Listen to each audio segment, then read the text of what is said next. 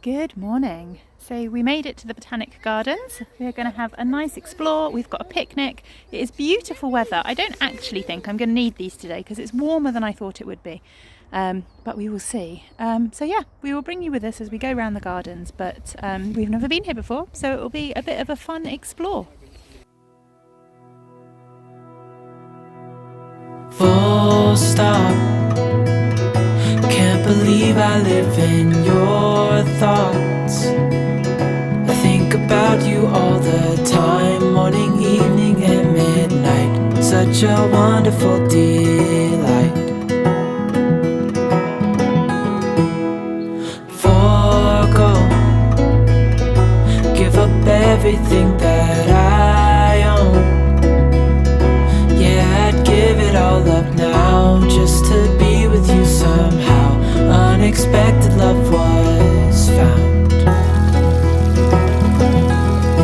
You're the rose in a garden, and it shows if I'm honest. You're the leaves in mid-August, and I've come out here to say that I love you.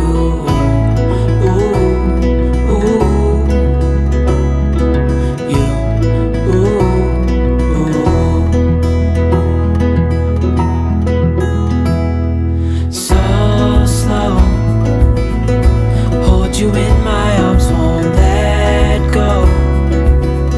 The world around could pass us by, a thunderstorm, a lightning strike, as we hold each other tight. You're the rose in a garden,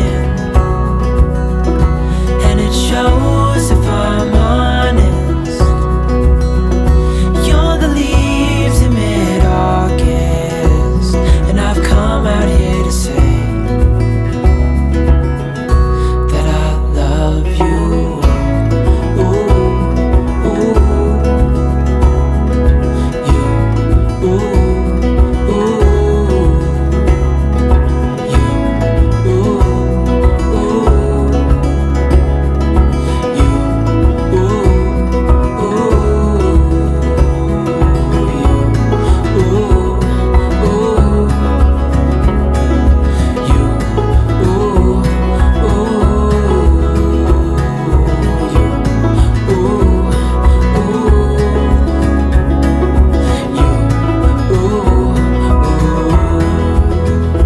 you're the rose in a garden,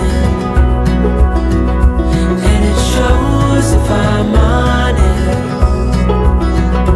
You're the leaves in mid-August, and I've come out here to say, babe, you're the rose in a garden, and it shows if I'm honest. I absolutely love a willow tree. The house we lived in when I was really little, we lived in Geneva from when I was 2 till when I was 6.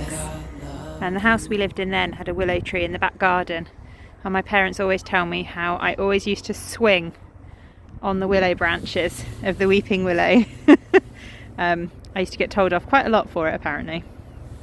But yeah, I always love a weeping willow. We're heading now into the Australian part of the garden with Australian plants. There's a fantastic view from the edge of the gardens out over the River Tay. Just just the airport in front. It's not a very big airport. And you can actually see up the river there as well that's the rail bridge. Yeah, beautiful day.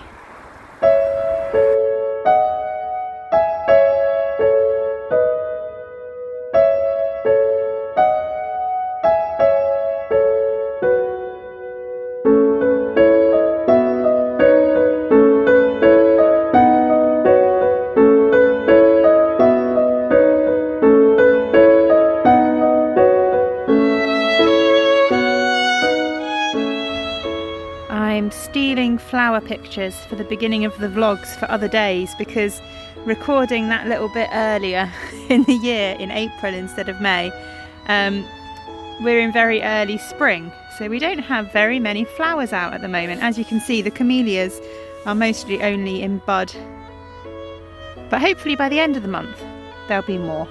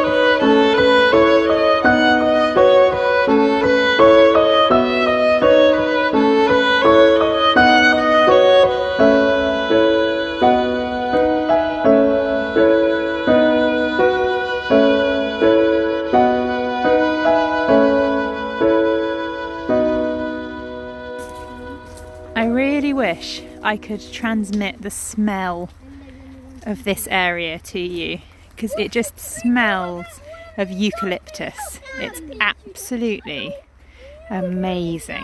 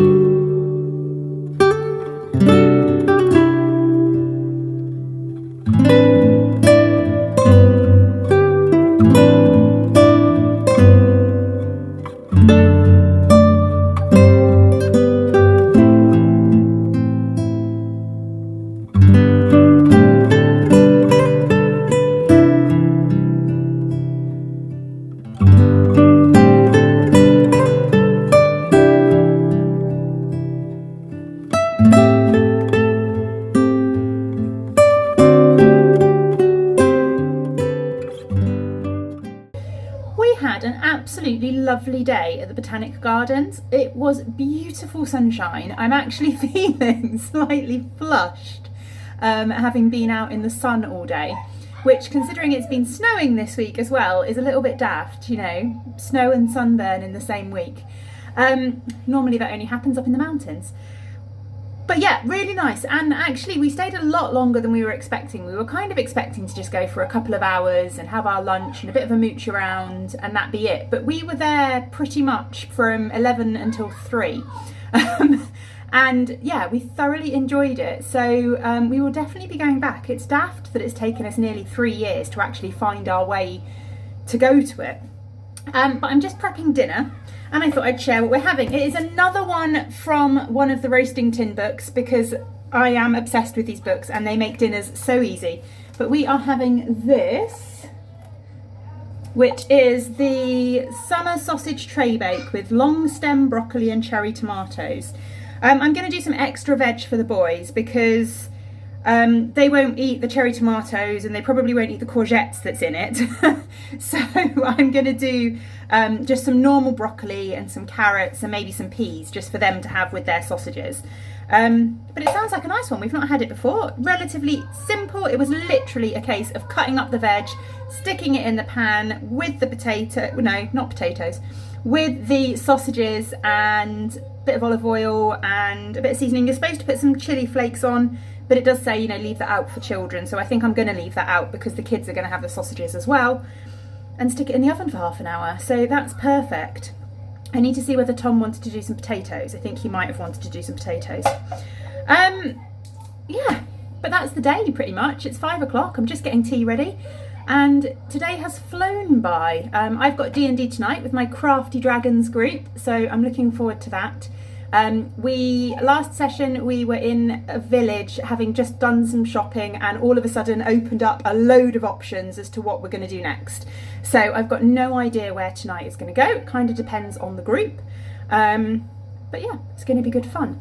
Tom has promised me he's going to do book of the day today, so I've got no idea again what he's going to pick. I'm sure at some point he'll pick something ridiculous and I won't realise until I'm editing. But that's part of the fun of it, isn't it? Anyway, I'm going to go get on with dinner and stuff like that. I hope you enjoyed all the bits from the gardens, and hopefully I got a decent amount of footage and I'll be able to edit it together nicely. Sometimes with videos like that it's always a bit funny because you kind of don't really know how much footage you've got until you come to edit it, and yeah, that kind of thing.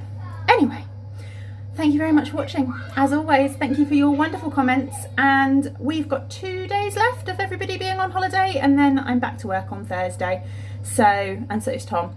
And then it'll just be back to sticking the kids on their various devices while we work. But anyway, no idea what we're doing for the rest of the time. See what the weather's like. I'm rambling. I'll see you later. Soon it would be too hot. Looking out from the hotel balcony shortly after 8 o'clock, Kerans watched the sun rise behind the dense groves of giant gymnosperms crowding over the roofs of the abandoned department stores 400 yards away on the east side of the lagoon. So this is my book of the day for today. That was just the opening couple of sentences of J.G.Ballard's The Drowned World, which is maybe one of his lesser known works. J.G.Ballard is relatively well known, I think, for as a sci-fi kind of writer and various other genres. But this is really interesting. So it's set in a kind of a future Earth, where the kind of sun has got far too hot and the earth has got far too hot, and all civilization has receded to the kind of the polar extremes, to the Arctic and the Antarctic, and the sea levels have risen, and it's set in London, but London has been kind of turned into a kind of a tropical swamp, and it's really interesting, and so it's a wonderful kind of world. But there's lots of kind of weird conflicts and stuff that go on with the kind of people that are exploring this kind of drowned version of London, and yeah, it just kind of descends into madness, and it's